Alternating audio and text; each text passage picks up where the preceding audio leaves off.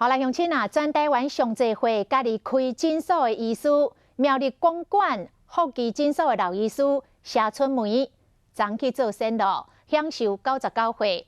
老医师行医70外冬，唔捌休困，逐工拢开门看诊。就是因为老爸一句话，家乡无医师，所以伊回乡去开诊所，这个做就是74冬。真侪病患拢甲伊变做是好朋友。接到老医师过往的消息，拢真唔甘。带着听诊器，全神贯注地帮病人检查身体。这是华视新闻曾经报道过国宝系列专题，当时谢春梅医师虽然已经98，不过身体甲精神拢真好，逐工帮民众看诊。但是29，谢医师伫厝内过身，享年99岁。就吸入性肺炎，那引发心肺衰竭。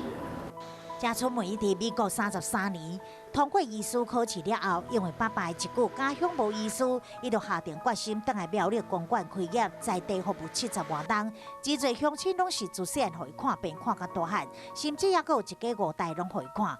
几啊厝得到医疗奉献奖，蔡总统甲卫福部长陈时中拢来拜访过。即马过身啊，大家拢真唔甘。他是我处理的启蒙老师，已经30年了。对他全年无休的悬浮救人的精神敬佩不已，几乎可以形容为东方的史怀者。乡亲嘛讲，谢医师虽然将近100岁，但是看诊的时候非常认真，详细解说病情，也阁真亲切的交代日常的保健。即马虽然离开啊，但是伊的做人甲为偏乡服务的精神，会永远活伫大家的心中。